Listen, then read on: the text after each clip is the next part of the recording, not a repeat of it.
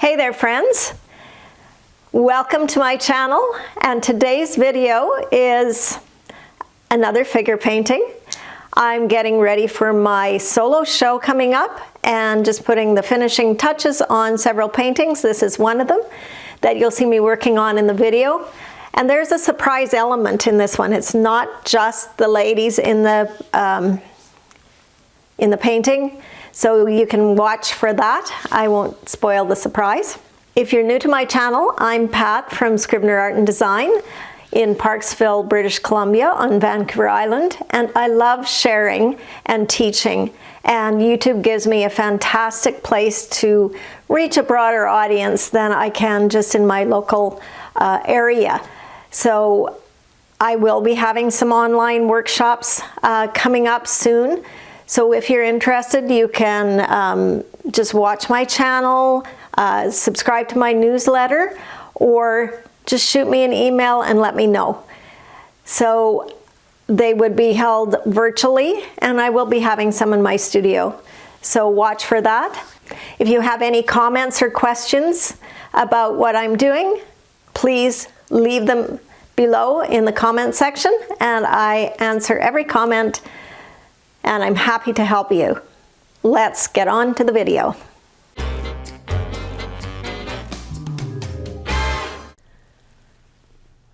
I am drawing my outline. I put it in with chalk, and I'm just using a Posca pen to make it a little stronger of a line here.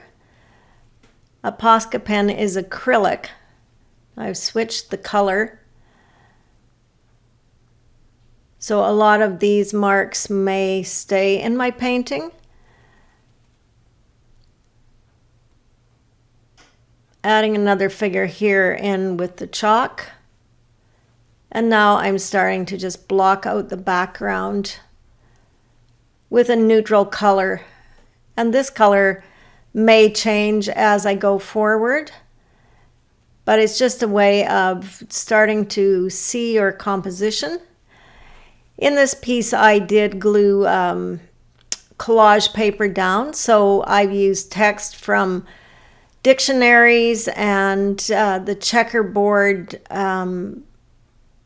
pattern is from origami paper. I like the origami paper because it is nice and thin. In this one, I also put a dog in down at the bottom. So again, that may stay or go. I'm using a white jelly pen here just to do some asemic writing. Now I've switched to the Posca pen. It's a little bit brighter, a little bit thicker line. So I'm just doing some asemic writing across this painting. And again, some of this may stay and some may go, but this is part of the play, part of the process. Coming into the figures now and defining them a bit, brightening up some of the colors, but I still do want to leave some of the understory as well. So at any time when you're working on paintings like this, if you're wanting to change things up, don't be afraid to add collage material or come in with markers or water-soluble media as well, and have some fun. Keep it loose as long as you can. It's really easy to get too tight too soon. Here I'm just using a Crayola 1-inch flat brush. These are made for children, but they're for big kids too, and for the price point, I find they're really good. They don't lose their hair, and if I end up not washing them or leaving them out, it's not a big deal. So I'm just going in now, defining the legs here more. I'm painting negative shapes instead of positive. I've got a neutral color again that I've made kind of a browny gray, and that may also change, but just trying to block in the figure. So don't be too concerned if the color doesn't work. You can always change that. But it'll give you a real good idea of how your composition is playing out.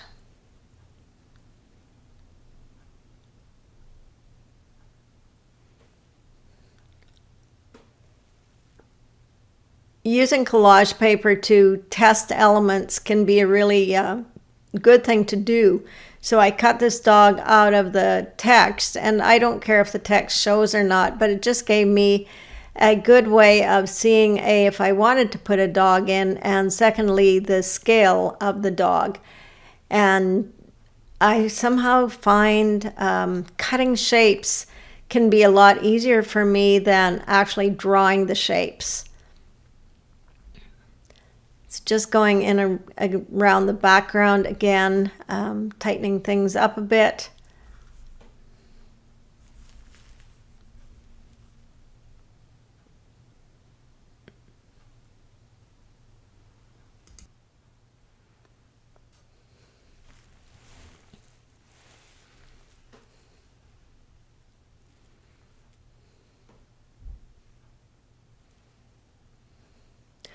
I will be having some figurative workshops coming up virtually here in the new year, in the spring, and I just haven't set the dates yet, and I apologize, but I have been super busy trying to get these paintings ready for an upcoming solo show. So once I get that all finished up, I will have time to focus on my schedule and give you some dates for the workshops. I'll also be having a few workshops in my studio in Parksville on Vancouver Island. If you've never visited Vancouver Island, it's a great opportunity to come and have a play vacation, do a little bit of art, and do some touring around. We have fantastic scenery, waterfalls, wilderness, whale watching, bear watching, all kinds of wildlife, and beautiful beaches. So if it's something that interests you and you want more information, please give me a shout. I'd love to help you plan a trip to come to one of my workshops and take in some of the sights around. So just coming in and putting a little bit of shadow in on the face and the legs. So to form the faces, I don't like to put much detail, but what I do like to do is put some shading on one side of the face just to give it a little bit more emphasis. Coming back in and painting in on the dog again, leaving some of that turquoise to show, but making it darker now. Giving this gal some boots. So it's important to make sure you have a strong value difference in your work, that you don't let color do all the work. So check your values often. And I have the darkest dark in here for sure, and quite light lights too. So you also want to be mindful of the balance when you're putting in high contrast colors. Putting a little bit of a shoe on her and just coming back in and brightening this dress up. And I'm sorry, my lights are causing a glare on this again today. Seems hard with the acrylic being quite shiny that it causes a glare. So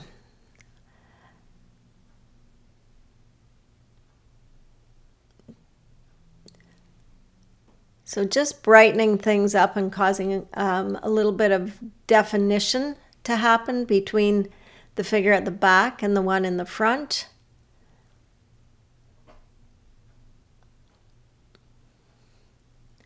I'm trying to keep this fairly loose and not get too detailed in it. So bringing some teal down onto this bottom of the figure and onto the side of her arm. This is cobalt teal. It's fluid paint. It's from Golden Paints. It's very opaque, which is nice to cover things.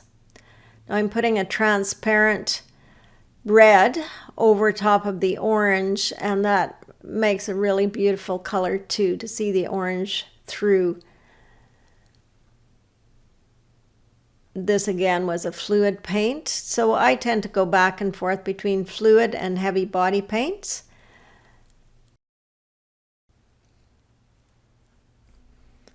If you have any questions at all about things that I'm doing in the video or anything else that comes up for you that you would like to ask me, please leave your questions in below in the comments section, and I'll be sure to answer them.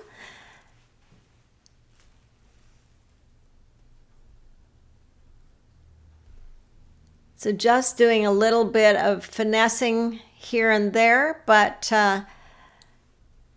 getting closer to the end on this one. Again, working with some transparent color there.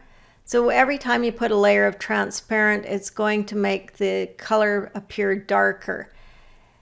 If your colors get too dark, there's only a couple of ways to lighten it. One is to go and use an opaque paint that you either have or that you mix by adding white.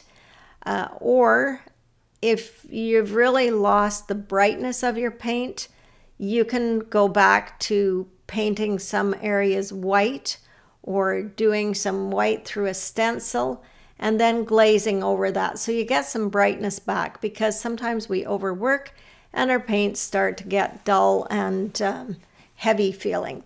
So that's a little thing you can do to really bring some life back to your painting.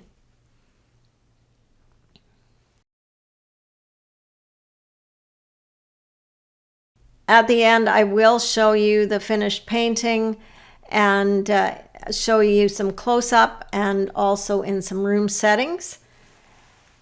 And you will see I did change the background color after. So I let go of the teal there. It was just a little bit too bright. So I glazed over it, marked back into it. And it's not so dominant now. Here's some close-up details where you can see my collage and marks. If you've enjoyed the video, give it a thumbs up, subscribe to my channel, and leave any comments or questions below. And until next time, happy creating.